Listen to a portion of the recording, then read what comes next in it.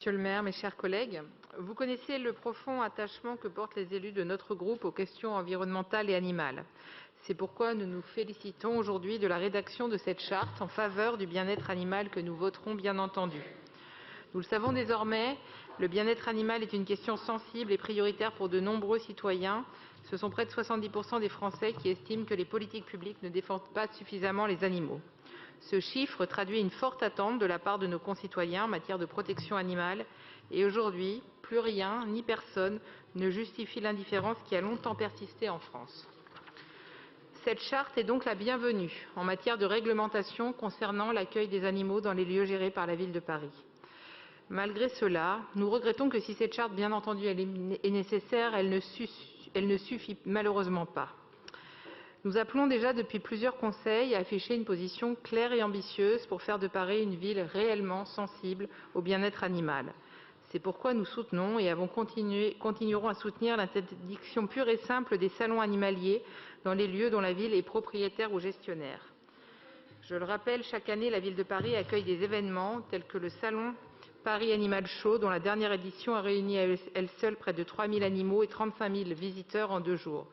De la même façon, nous souhaitons que les affichages qui mettent en avant des animaux pour pousser le public à l'achat d'un animal de compagnie de façon compulsive soient interdits dans l'espace public.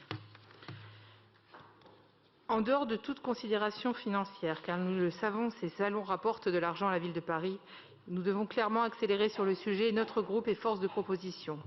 En premier lieu, interdire les expositions d'animaux dans les lieux dont la ville est gestionnaire.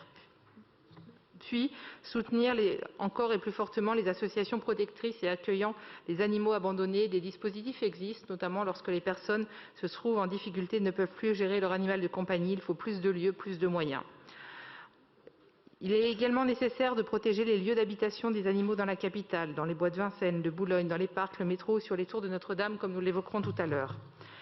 Il est nécessaire de mettre en place des numéros d'urgence et de faire entrer les animaux dans les murs des EHPAD et des centres de loisirs pour faciliter une meilleure connexion entre l'homme et l'animal et permettre dès le plus jeune âge d'acquérir les bons réflexes et la bonne attitude.